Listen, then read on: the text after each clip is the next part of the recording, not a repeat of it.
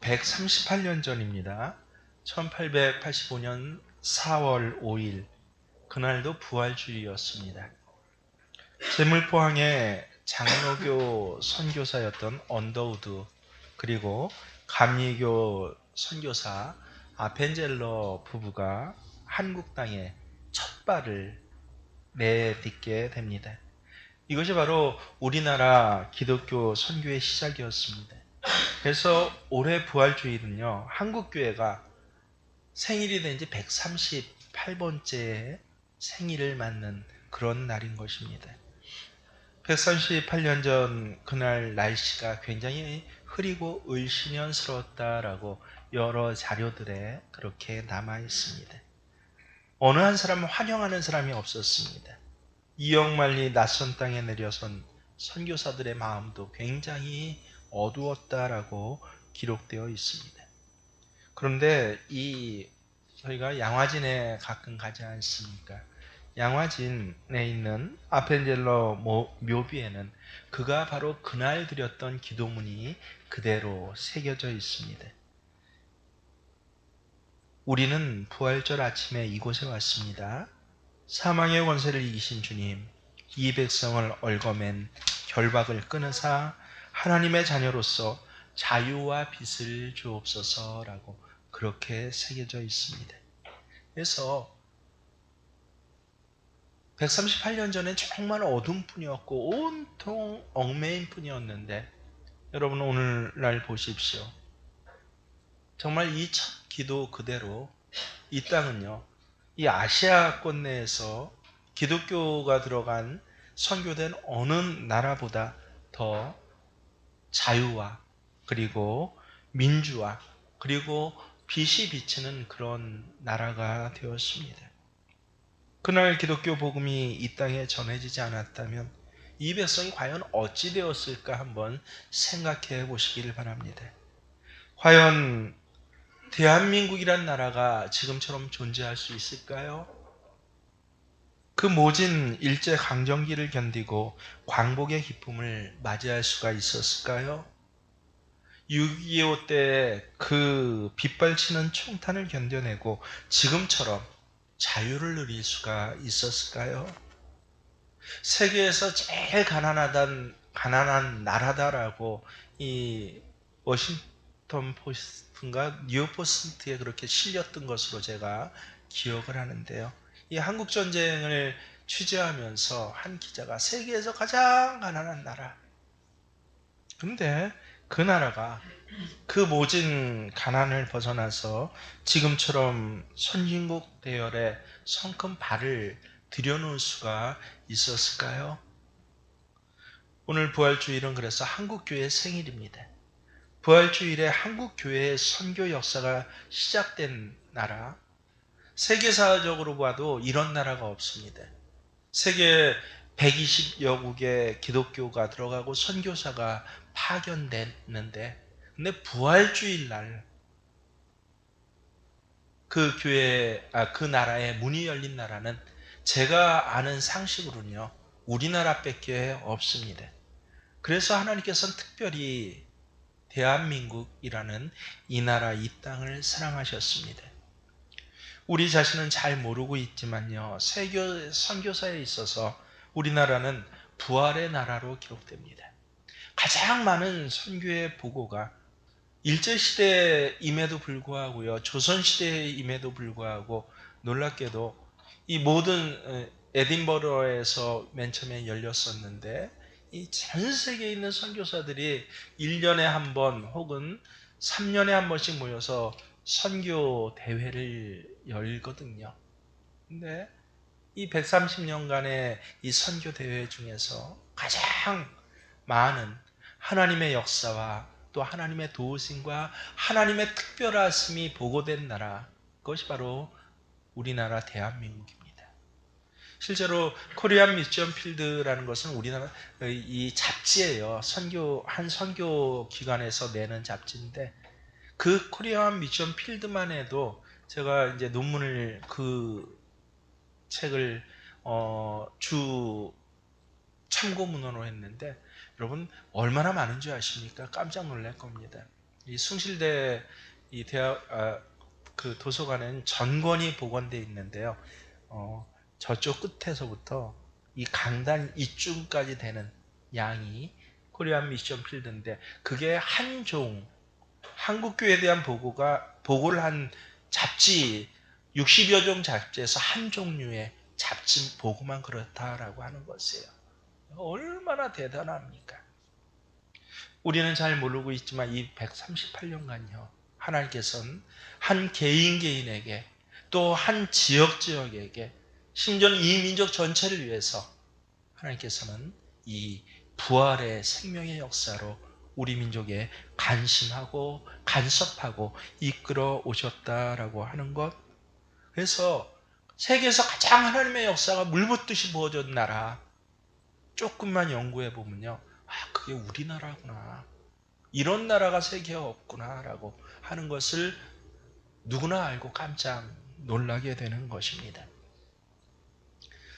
제가 또 하나 깜짝 놀랐던 것이, 한 30년 전에 이제 대학원에 다니고 있었는데요. 그 대학원이 굉장히 위치가 재미있습니다. 수일이 그 삼각산 자락에 있는데, 그 중간쯤에 이제 한신대학원이 있습니다. 대학원을 여기서 본다면 좌측 안쪽으로는요, 화계사라는 아주 큰 절이 있습니다. 그리고 우측으로는 이 기도원이 있습니다. 그리고 한 2시 방향 저 안쪽으로는 수녀원이 있습니다. 그랬더니 이 한 블록 안에 뭐 멀리 떨어지지도 않았어요. 뭐 사방 한 2km, 3km 그 안에 뭐가 있어요? 절도 있고 신학대학원도 있고 수녀원도 있고 기도원도 있는, 이 삼각선이 아마 거기서 기도하기 좋고 수양하기가 좋아서 그런지 거기 다 있는 것이에요. 그래서 이 대학원 다닐 때 한 번씩 쭉 돌면은 저 화계사로부터 시작하여서 저 수녀원 뒤쪽으로 해갖고, 그래서 기도원 뒤쪽으로 해서 돌아 내려오면 한 3시간 정도 산책 코스 정도 됩니다. 그래서 을에 이제 화계사로 쭉 먼저 들어가기 시작하는데요, 얼마나 깜짝 놀랐는지 모릅니다. 이 성탄절 앞두고 며칠 전인데요, 그 화계사 복문 그 위에 커다랗게 프랜카드가 하나 걸린 것이에요. 뭐라고 걸린지 아십니까, 여러분? 예수님 탄생을 축하합니다, 화계사 주지백이라고 그렇게 현수막이 걸렸습니다. 자신들의 포용력을 자랑하기 위해서인지 아니면 어떤 다른 이유에서인지 모르겠지만 그 당시 깜짝 놀랐습니다. 한국에서 처음으로 절에서 예수님 탄생을 축하한다는 그런 프랜카드가 화계사에서 걸렸습니다. 그러고 나니 그 다음부터 좀 큰 절에서는 성탄절마다 의뢰의 예수님 탄생을 축하합니다라고 그렇게 절에서 프랜카드를 걸어 놓습니다. 근데 오늘까지 저는 단 한 번도요, 예수님 부활을 축하합니다라고 쓴 프랜카드를 걸어놓은 절은 보지를 못했습니다. 저뿐만 아니라 전 세계 어느 도시에서도요, 다른 종교 사찰 앞에 예수님 부활을 축하합니다라고 써붙인 프랜카드는 걸린 적이 없습니다. 왜 그렇습니까? 기독교에만 부활이 있기 때문에 그렇습니다. 그들에게도 탄생은 있겠죠. 서로 그래서 좀 이 대승적인 차원에서 혹은 교류적인 차원에서 이 서로 축하를 주고받을 수는 있을 것입니다. 그러나 절대 부활은 축하할 수가 없습니다. 예수님의 부활을 인정하게 되면요, 그 순간 기독교만이 참된 종교가 되고 부활이 없는 다른 종교는 거짓 종교가 되기 때문에 그렇습니다. 이 땅에 수많은 종교들이 있지만 이 죽음의 문제를 해결한 종교는 없습니다. 사망아 너의 이기는 것이 무엇이냐? 사망을 이긴 종교뿐 아니라 인간 누구도 없습니다. 이 땅의 종교 창시자들이 많은 업적을 남기고 죽었습니다마는 결국 그들도 사망을 이기지 못하고 결국은 무덤 속에 갇히고 말았습니다. 유교의 교주 공자는요, 73세에 죽어서 중국 산동성에 있는 곡부 공림에 지금도 묻혀 있습니다. 불교의 교주인 석가모니는 80세에 죽어서 인도 참수수당에 묻혀 있습니다. 이슬람교의 마호멧은요 63세에 죽어서 아라비아 메카에 그 웅대한 무덤을 남기고 지금도 그 무덤에 해마다 수십만 명이 그 무덤을 참배하러 그렇게 모입니다. 누군가 기독교를 무너뜨리고 싶은 사람이 있다면 예수님이 묻힌 무덤을 찾아내면 될 것입니다. 그렇게 되면 기독교는 하루아침에 무너지고 말 것입니다. 하지만 여지껏 아무도 그렇게 할 수 없었습니다. 예수님은 죽은 자 가운데서 살아나셨기 때문에 그렇습니다. 그분이 승천하셨기 때문에 그렇습니다. 예수님은 지금도 하나님 보좌 우편에 앉아 계십니다. 그리고 반드시 이 땅에 산자와 죽은 자를 심판하러 다시 오실 것입니다. 성경은 예수님 부활에 관해서 400번 이상 반복적으로 기록하고 있습니다. 근데 어디에도 이 부활을 논쟁으로 주제로 삼은 적은 없습니다. 학문적인 토론의 대상으로 삼은 곳도 없습니다. 단 두 가지예요. 예수님 부활하실 것입니다. 그렇게 예언을 했고 예수님 부활하셨습니다. 라고 그렇게 선포를 했습니다. 어떤 사람도 어떤 종교도 흉내낼 수 없는 사실이 있다고 한다면 바로 예수님 부활하셨습니다. 라고 하는 이 부활의 소식인 것입니다. 오늘 본문 시작하는 19절에 바로 이 부활의 소식이 또 한 번 전해지고 있습니다. 19절 말씀이 어떻게 시작합니까? 이날 곧 안식 후 첫날 저녁 때에, 때는 예수님께서 부활하신 그 첫날의 저녁 때였습니다. 이른 새벽에 이미 여인들은 부활한 예수님을 만났습니다. 부활한 예수님을 만난 순간 이 여인들의 삶은 그다음부터 완전히 달라졌습니다.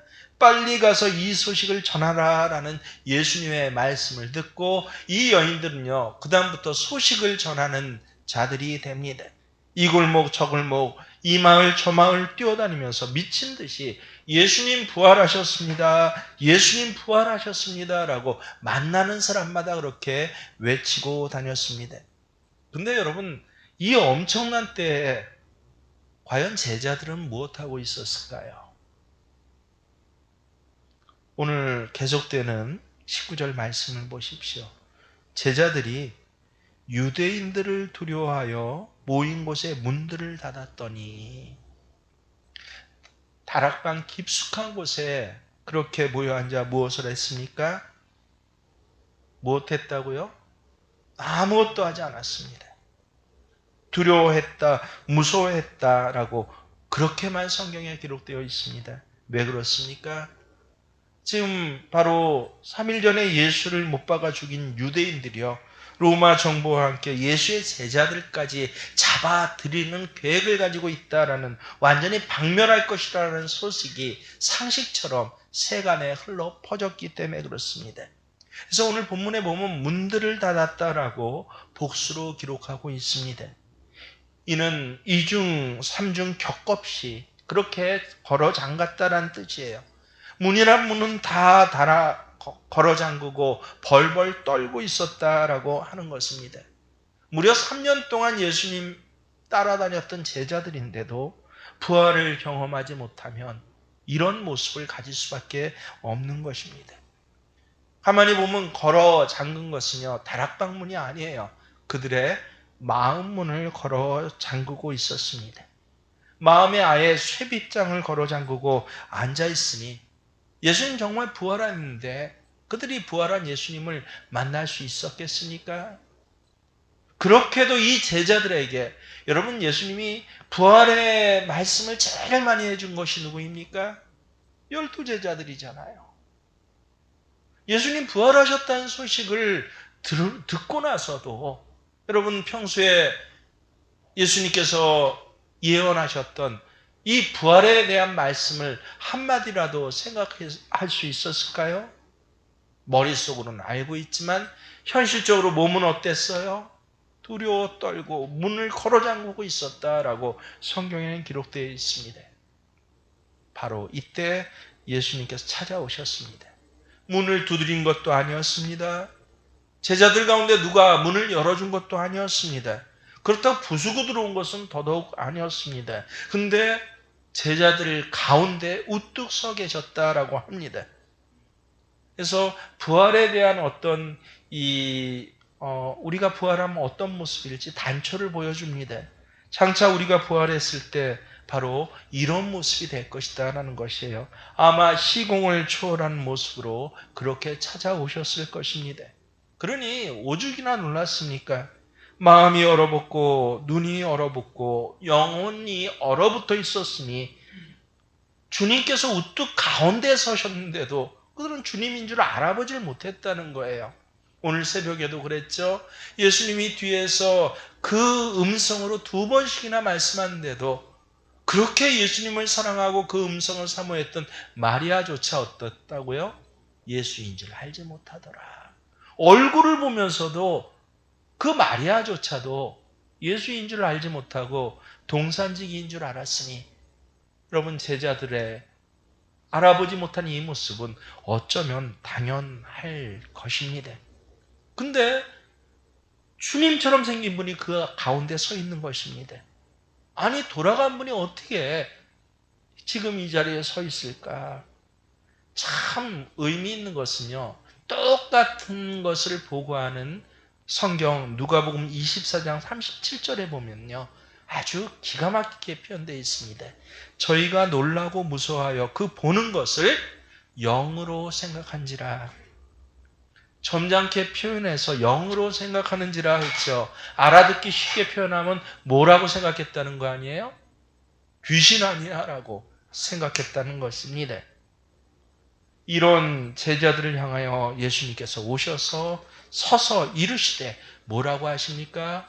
너희에게 평강이 있을지어다. 이 얼마나 제자들에게 필요한 말씀입니까? 너무 두려워서 예수님 부활 소식을 듣고도 예수님 부활하셨을 거야 라는 그런 가능성조차도 머리에 두지 않았던 사람들이 이 제자들입니다. 마음은 여전히 뭐로 가득 차 있습니까? 두려움으로 가득 차 있던 사람들. 예수님은 말씀만 해주신 것이 아니라 이 제자들을 더 안심시키기 위해서 못 박힌 손을 내밀어 보여주셨습니다. 예수님이신 것을 확인하고 기쁘기도 했지만 한편으론 제자들은 어땠을까요? 체면이 없죠. 면목이 없습니다. 주님께서 체포되던 그 시간에 제자들은 겁이 나서 뿔뿔이 다 도망했습니다. 십자가에서 신음하며 돌아가시는 그 자리에서 마음껏 목 놓아 울지도 못했습니다. 예수님 십자가에서 달아 내리실 때조차도 가냘픈 여인들과 아리마대 사람 요셉과 니고데모라는 여지껏 예수 믿는지조차 몰랐던 그런 사람들만 등장하여서 예수님의 시체를 요구하고 예수님의 장례를 준비하는 그 현장에 제자들은 없었던 것입니다. 보십시오. 이런 제자들에게 예수님 다시 찾아오신 것이에요. 이 배신자들을 책망하기 위해서 찾아오신 것이 아닙니다. 꾸중하기 위해서 찾아오신 것이 아닙니다. 끝없이 용서를 안고 찾아오셨어요. 그래서 마지막 이 6월절을 준비하면서 여러분 요한복음 13장이 어떻게 시작합니까? 예수님이 아예 작정을 하셨어요. 예수님이 자기의 사람들을 사랑하실 때 어떻게 사랑하신다? 끝까지 사랑하십니다. 십자가에 달리시기 전에 이 제자들을 향한 사랑의 결심은 십자가에서 죽고 부활하신 바로 지금에도 예수님 결심하시고 선포하신 것은 현실로 그대로 실행되는 것입니다. 끝없이 용서하시고 끝없이 사랑하시고 그래서 이 제자들에게 하신 첫 마디의 말씀이 너희에게 평강이 있을지어다 라고 하는 것입니다. 예수님 재차 이 평강에 대해서 계속 이 짧은 본문에 말씀하시는 것을 여러분 눈치채셨습니까? 21절에도 뭐라 그럽니까? 너희에게 평강이 있을지어다. 26절에도 또 뭐라고 하십니까? 너희에게 평강이 있을지어다. 여러분, 이 반복되는 평강이 있을지어다라는 것은 단순한 인사말이 아닙니다. 형식적인 위로도 아닙니다. 평강이 있어라라고 하는 예수님의 명령입니다. 우리가 누려야 할 축복이고 우리가 전해야 할 메시지가 바로 이 평강이 있을지어다라는 것을 여러분 꼭 기억하시고 믿으실 수 있길 바랍니다. 왜 예수님께서 반복적으로 제자들에게 평강을 선포하시는 것입니까? 앞으로는 평강을, 너희의 삶이 평강, 샬롬, 평안해질 거야 라고 그렇게 가능성에 대해서 이야기를 하시는 것입니까? 아니요. 예수님의 말씀 뭐라고요? 그거는 현실입니다. 예수님의 축복은요, 그것은 미래에 대한 어떤 바람이 아니라 현재 일어나는 능력인 것입니다. 그래서 너희에게 평강이 있을지어다 라는 이 말씀은요, 이제부터 부활한 예수님을 만나고 저들이 민망하고 두려워서 또 체면이 없어서 예수님을 보고도 알아보지 못했지만 이제 그 몸의 상처까지 다 보여주신 예수님, 그래서 아, 예수님이 맞구나라고 그렇게 느낀 이 제자들의 삶에는요, 주님이 주시는 평강이 그 현장에서 있어진다라는 것을 그렇게 아예 선포하고 있습니다. 이 한마디로 이 제자들의 과거는 완전히 용서가 되었습니다. 공포는 사라졌습니다. 두려움은 눈 녹듯이 녹았습니다. 의심 먹구름은 끝장이 났습니다. 이 샬롬의 평안은요, 영적인 충만과 정신적인 평안뿐만 아니라 육체적인 건강과 그리고 삶의 자리에 풍요로움을 예수님 선포요 축복하시는 것입니다. 사랑하는 여러분, 이 시간 예수를 믿는다고 하면서도 정작 믿음을 잊어버리고 환난과 시험 가운데 불안에 떨고 계신 분들이 계십니까? 말씀을 듣고 살아가겠노라라고 하면서도 말씀의 능력은 상실한 채 무력하게 살아가는 분들이 계십니까? 예배 시간엔 참석했는데 이 예배가 그렇게 그닥 나에게 감동을 주거나 기쁘지 않고 한 가지 꼭 치러야 할 숙제처럼 여겨지는 분들이 계십니까? 오늘 주님 부활하셨습니다라고 찬송가 부를 때부터 선포함에도 불구하고 희망을 갖지 못하고 절망 가운데 사로잡혀 있는 분이 계십니까? 예수 부활의 소식을 듣고도 죽음 소식이나 나누면서 장탄식을 늘어놓은 못난 제자의 모습을 하고 이 자리에 앉아 계신 분이 계십니까? 오늘 이 강단에서 목회자의 입술로 대언되는 예수님의 선포를 여러분 믿으시기를 바랍니다. 너희에게 평강이 있을지어다. 아멘. 근데 우리가 기억해야 할 것은요, 평강 있을지어다 라고 하는 이 선포가 단지 우리 입장에서 평강 얻으라 라고 그래서 얻어지는 평강이 아니라는 것이에요. 평강은요, 여러분 꼭 기억하십시오. 이것은 성령께서 주시는 샬롬의 은혜다라고 하는 것입니다. 그래서 성령이 함께 하실 때만 정말 평강을 얻을 수 있는 것입니다. 예수님께서 직접 말씀해 주셨어요. 우리 22절 말씀을 잘 읽어보시길 바랍니다. 이 말씀을 하시고 어떻게 하셨다고요? 그들을 향하사 숨을 내쉬며 이르시되 성령을 받으라. 아, 평강은 성령과 연결되는구나. 여기 숨을 내쉬며 라고 도대체 예수님의 숨은 무엇을 의미하는 것입니까? 여러분, 태초에 흙으로 사람을 빚어 만드시고 그 코에 어떻게 하셨다고요? 숨을 불어넣으신 하나님, 바로 그 생기를 의미하는 것입니다. 하나님께서 그 코에 생기를 불어넣어 주시니 성경에 뭐라고 정확히 기록되어 있습니까? 사람이 뭐가 되었더라? living soul, 생명이 되었더라 라고, 살아있는데 영적인 존재가 되었더라 라고 그렇게 기록되어 있습니다. 그래서 우리 몸은요, 두 가지 요소가 있어요. 하나님께서 그렇게 만드셨어요. 흙의 요소가 있고 생기의 요소가 있는 것입니다. 그런데 인간이 범죄하고 타락함으로 말미암아 뭐를 잃어버린 거예요? 생기의 요소를 잃어버린 것입니다. 예수 그리스도의 호흡을 잃어버리고 말았습니다. 그래서 창세기에는 인간을 향하여서 그렇게 하나님 선포하십니다.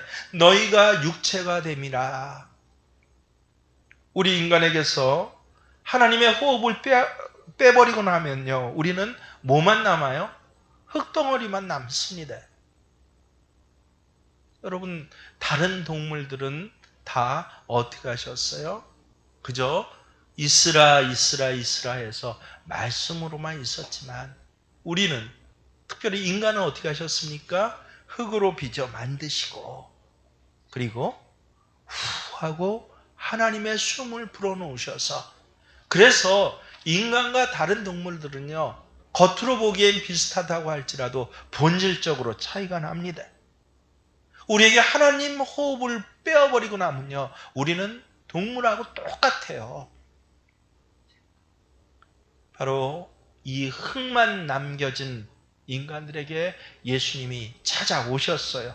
십자가에서 죽으심으로 온갖 우리의 죄악의 짐을 다 짊어지셨습니다. 그리고 부활하시고 제자들에게 다시 찾아오십니다. 왜요? 이 생기를 훅 하고 불어주시기 위해서 이 자리에 다시 찾아오신 것입니다. 숨을 내쉬며 이르시되 성령을 받으라. 숨을 내쉬다라는 성경의 예수님의 그림자의 표현들을 여러분 기억하십니까? 에스겔의 골짜기를 여러분 기억하십니까? 말라 빠진 뼈들을 향하여서, 이미 죽어버린 뼈들을 향하여서 그 하나님 말씀하십니다. 뭐라고요? 생기야 사방에서 불어와 이 사망을 당한 자들에게 불어 살게 하라 라고요. 호흡이 불어닥치면 죽음의 자리에서 일어나게 되는 것입니다. 절망의 자리에서 일어나게 되는 것입니다. 질병의 자리에서 일어나게 되는 것입니다. 그래서 우리가 이 부활주일에요, 부활의 소식만 갖고는 안 됩니다. 제자들 벌써 몇 번이나 예수님 부활하셨다는 소식을 이 사람 저 사람에게 들은 상태예요. 새벽으로부터 시작해서 이 저녁에 이르기까지 정말 많은 사람들이 제자들에게 부활의 소식을 알렸지만, 여전히 제자들은 어떻게 하고 있었습니까? 꼭꼭 문 걸어 닫고, 예수님이 직접 나타나셨음에도 불구하고 귀신이 아닌가 하고 두려워 떠는 모습을 보십시오. 왜 그랬습니까? 바로 이 부활의 생기 성령을 받지 못해서 그렇습니다. 이 시간 부활하신 예수님을 통해서 성령의 숨을 들여 마실 수 있는 여러분 되시기를 바랍니다. 그 순간 우리가 주님의 참된 제자가 될 수 있습니다. 성령의 사람이 될 수 있습니다. 성령의 바람을 그 다음부터 불러 일으키게 되는 것입니다. 성령의 바람을 받지 못하면요, 예수의 숨을 쉬지 못하면, 하늘의 호흡을 우리가 받지 못하면요, 우리가 아무리 교회 오래 다닌다고 해도 점점 말라 비틀어집니다. 제 목회 벌써 40여 년 가까이 되고 있는데요, 정말 그래요. 단 한 사람도 예외 없습니다. 오래 믿은 것이 그래서 자랑이 아니구나, 직분이 점점 짐이 많아지는 것이 자랑이 아니구나, 더 딱딱해져요. 단 한 사람도 예외가 없습니다. 저조차 예외가 없습니다. 성령의 바람을 일으키지 못하면 헛바람만 일으킨 사람이 됩니다. 교회 안에서도 어떤 사람 됩니까? 그리스도의 몸을 세우는 것이 아니라 그리스도의 몸을 상하게 하는 사람이 됩니다. 예수의 부활의 소식을 누구보다도, 예수님 부활하실 거라는 말씀을 많이 듣고서도, 그리고 누구보다도 그 눈에 부활하신 예수님을 보고서도 귀신이 아닌가 하여서 두려워 떠는 사람이 됩니다. 여러분, 이 아침에 예수님 부활하셨습니다. 이제 우리가 이 부활의 사실이 소식이 아니라 성령의 감동으로 함께 저와 여러분에게 누려주시길 주의 이름으로 축원합니다. 평생 대학생 선교를 위해 헌신해 오신 로슈 맥도르라는 분이 있어요. 이분이 기가 막힌 이야기를 남겼습니다. 예수 그리스도의 부활이 사실이 아니라면 기독교는 인류 역사상 최고의 사기극이다. 정말 그렇죠? 그러나 부활이 사실이라면 부활을 알지 못하는 사람에게는 최대의 비극이 될 것이다 라고요. 사도 바울도 같은 말을 했습니다. 그리스도께서 만일 다시 살아나지 못하셨으면 우리의 전파하는 것도 헛것이요 너희의 믿음도 헛것이요. 가장 가슴 아픈 게 무엇입니까? 모든 사람 가운데 우리가 가장 불쌍한 자이다 라고요. 일본의 우치무라 간조라는 아주 훌륭한 목회자이자 기독교 사상가가 있습니다. 이런 얘기를 했어요. 나는 예수님의 부활을 믿으려고 해서 믿은 것이 아니고 어느 날 눈을 뜨고 보니 나는 예수님의 부활을 믿을 수 있는 사람이 되었다. 추워도 의심하지 않았다. 부활의 능력이 내 삶을 감동하고 감싸고 부활의 능력이 내 안에 역사하고 있는 것을 나는 발견하게 되었다라고요. 이것이 축복이 아니고 무엇이겠습니까? 반대로 만일 여러분이 제자들과 같이 누구보다도 부활에 대해서 많이 들었고 심지어는 그 부활의 환상들을 눈으로 보고 체험과 간증들을 많이 들었음에도 불구하고 부활이 믿어지지 않는다라고 하면 그것이 바로 저주일 것입니다. 여러분, 지저스 크라이스트 슈퍼스타라는 뮤지컬 매년 우리나라에서 했었는데 많이 보셨죠? 그 뮤지컬의 마지막은 무엇으로 되어 있습니까? 예수님의 죽음 십자가로 끝납니다. 근데 몇 년 전인가 벌써 한 10년 가까이 될까요? 더 패션 오브 더 크라이스트라는 영화에서는요. 끔찍한 채찍과 십자가로 예수님의 마지막이 끝나지 않습니다. 그리스도의 부활 장면으로 끝납니다. 참 잘 만든 영화다라고 한 것은 바로 기독교는 십자가로 끝나는 종교가 아닌 것을 알아차린 것입니다. 십자가 이후, 죽음 이후에 더욱 풍성한 축복을 약속하고 있는 것입니다. 여러분, 믿으실 수 있길 바랍니다. 예수님 부활하셨습니다. 부활하셔서 그저 안방에 앉아 바둑이나 두고 계신 분이 아닙니다. 그분은 살아계셔서 오늘 우리 한가운데 계십니다. 여러분의 삶 속에 동행하여 주실 것입니다. 살아계셔서 이 땅을 경영하고 세계를 운영하고 계십니다. 부활을 체험한 여러분의 모든 삶을 세상 끝날까지 함께 하시고 동행하시고 보호해 주실 것입니다. 우리 예수님이 부활하셨습니다. 오늘 나를 찾아오셨습니다. 부활의 소식이 아니라 부활의 체험과 성령의 감동으로 이 부활의 날들을 살아가시는 여러분 되시길 바랍니다. 그렇게 될 때 이 겁쟁이 제자들이 얼마나 삶이 달라집니까? 부활의 신앙이 되는 거예요. 그 다음부터는요. 초대교회 역사에 의한 베드로는 로마에서 전도하다가 십자가에 거꾸로 못 박혀서 순교했습니다. 안드레는 헬라에 가서 전도하다가 나 예수님처럼 십자가에 쓸 수 없습니다. 베드로와 같이 고백하면서 참 놀랍게도 X자로 거꾸로 묻혀서 또 십자가에 못 박혀 죽었습니다. 야고보 동생 야고보죠. 이 예루살렘에서 헤롯의 칼에 목베임을 당해서 죽었습니다. 요한 사도는 에베소에 가서 전도하다가 체포되었어요. 죽이려고 끓는 가마에 넣었는데 죽지를 않습니다. 그래서 어쩔 수 없이 반모섬에 유배를 당했습니다. 다른 제자들도 어느 한 제자 빠짐없이 예외 없이 칼에 맞아 죽고 돌에 맞아 죽고 불에 타 죽는 순교자가 되었습니다. 무엇이 이들을 이렇게 변화시켰습니까? 잡힐까 봐 두려워서 사지를 움츠리고 꽁꽁 숨어있던 제자들이 어떻게 죽음 앞에서도 이렇게 담대한 삶을 단 한 사람도 예외 없이 살아갈 수 있었습니까? 바로 부활신앙 때문에 그렇습니다. 부활하신 예수님을 만나고 성령을 함께 체험했을 때, 그래서 교회의 신앙은요, 부활의 신앙입니다. 초대교회 사도들의 설교는 곧 부활의 내용을 전하는 것입니다.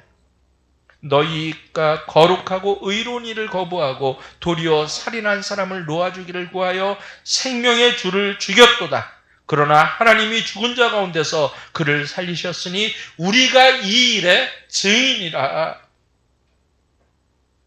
여러분, 이제는 부활의 증인으로 삶의 자리에서 내가 부활의 증인입니다라고 그렇게 선포하며 그 신앙을 가지고 살아가시는 여러분이 되시길 주의 이름으로 축원합니다. 그렇습니다. 우리 부활의 신앙을 가지고 이제 성찬식을 함께 주님의 살과 피에 참여합니다.